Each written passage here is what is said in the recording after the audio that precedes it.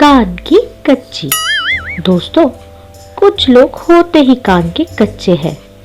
कोई भी कुछ भी बोल दे, बिना सोचे समझे सच मान बैठते हैं। स्वरा जी भी कान की कच्ची थी, पर जरा दूसरे तरीके से। उन्हें ठीक से सुनाई नहीं देता था। नाम तो था स्वरा, पर कानों में स्वर ठीक से नहीं गूंजते थे। Oh no! सासू माँ, आपका नाश्ता खत्म हो गया क्या? हजम हो गया? अरे अभी तो खाया था। अभी के अभी हजम कैसे होगा?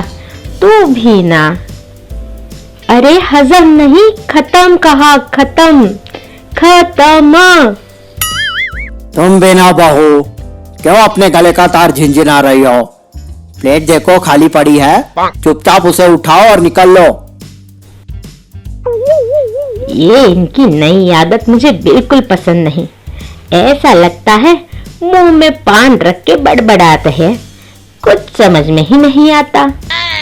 लो, कानपुर में हड़ताल इनके है और बिल हमारे नाम पे फट रहा है। भगवान किस जन्म की सजा दे रही हो हमें? अब कौन सा मजा दे दिया और किसने दिया, जरा हमें भी बताइए। अब बोलिए पिताजी, आप क्या बोलना चाहेंगे? उफ, मेरी ही मत मारी गई थी जो तुम दोनों के बीच में बोल पड़ा। ऐसा रिटायरमेंट भगवान किसी को ना दे। लो कर लो बात। पहले कुछ मजा बोल रहे थे, अब एंटरटेनमेंट बोल रहे हैं। जाने क्या क्या गुल खिलाते रहते हैं मेरे पीठ पीछे।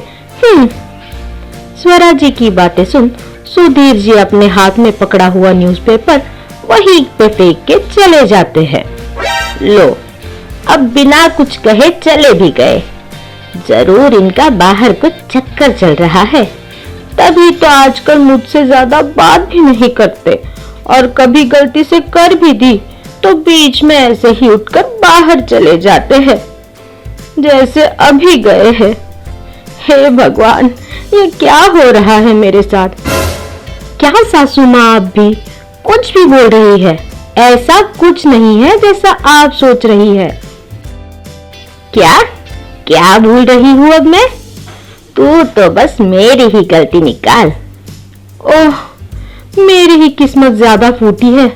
मैं तो कहीं बाहर भी नहीं जा सकती। Oh no! दिन भर इनके साथ ही रहना पड़ता है। जल्दी ही इनके बहरेपन का इलाज करवाना पड़ेगा, वरना कहीं मैं ही पागल न हो जाऊं। शाम को जैसे ही स्नेहा के पति समीर ऑफिस से घर लौटते हैं, वो उन्हें माताजी के लिए डॉक्टर ढूंढने को कहती है। उनके इलाज के बारे में कहती है। समीर, मैं क्या कहती हूँ, जल्दी से सासू माँ के लिए किसी अच्छे डॉक्टर की अपॉइंटमेंट ले लो। उनके कान की प्रॉब्लम बढ़ती ही जा रही है। कुछ भी क्या बोल रही हो स्नेहा? माँ इतनी भी बहरी नहीं है। हाँ, कभी कभी थोड़ा कम सुनाई देता है बस। क्या मुझे क्या शौक चढ़ा है क्या डॉक्टर पे आपका खर्चा करवाऊं? आप उनके साथ ज्यादा देर रहते नहीं हो ना, इसलिए आपके समझ में नहीं आ रहा। ठीक है, कल परसों आपकी छुट्टी है ना, तो 2 दिन, पूरे 2 दिन आप सासू माँ के साथ रह के बताइए, फिर मैं जानूं। क्या स्नेहा, तुम भी बच्चे जैसी जिद कर रही हो। ठीक है, कल परसों मैं घर पर ही रहूंगा और माँ के साथ टाइम स्पेंड करूंगा, फिर देखते हैं।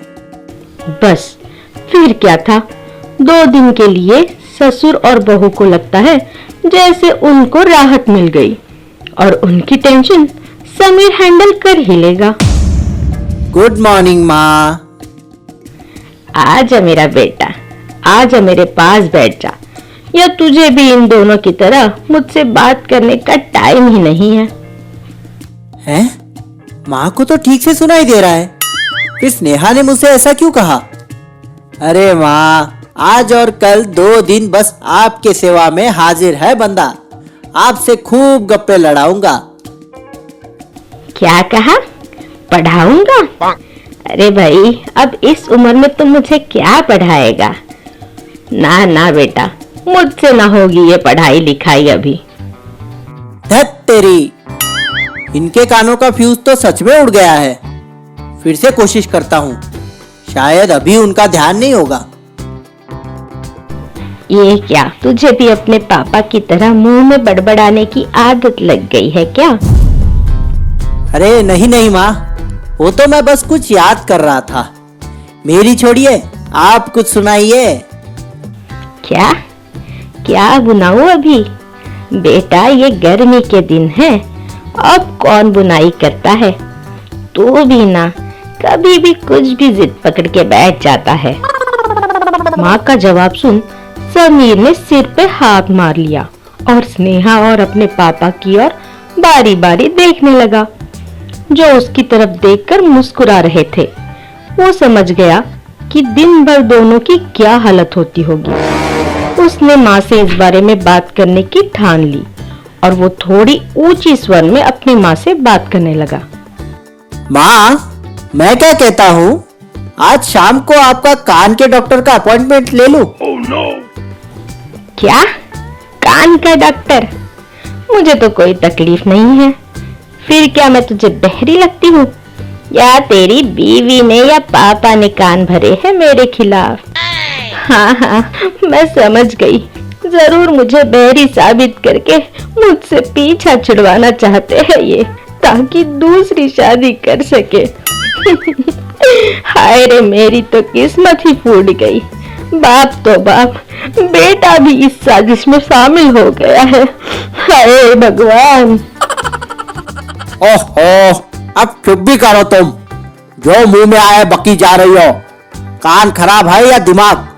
खुद तो मानती नहीं कि इसके कान का वॉल्यूम खराब हो गया है, ऊपर से हमारे दिमाग की बत्ती भी गुल करनी है इन्हें।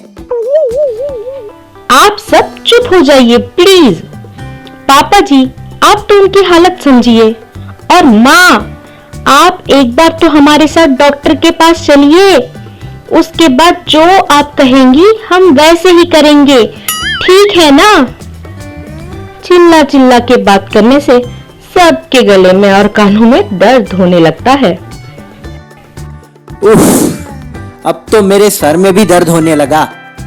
हम ऐसे ही बात करने लगेंगे तो खुद भी बहरे बन जाएंगे। चलो माँ, अभी के अभी चलो। ठीक है, सब इतना कह रहे हैं तो मैं अभी के अभी चलती हूँ डॉक्टर के पास। मुझे अपनी सौतन नहीं लानी इस घर में। चल बेटा, ले चल मुझे डॉक्टर के यहाँ। देखो तो मैं सच में बहरी हूँ या ये इनकी साजिश है। चलो, ये मान तो गई। स्नेहा बेटा, पहले तो सबके लिए गर्म पानी लेके आओ। गले में दर्द होने लगा है। बाहर के लोग सुनेंगे तो उन्हें लगेगा हमारे घर झगड़ा चल रहा है। और हाँ भगवान, अब जैसी भी हो तुम ही हो मेरे लिए। किसी और मुसीबत को झेलने की मुझ में हिम्मत नहीं है। ऐसी ही मजेदार कहानियों के लिए हमारा चैनल सब्सक्राइब कीजिए और बेल आइकन प्रेस कर दीजिए।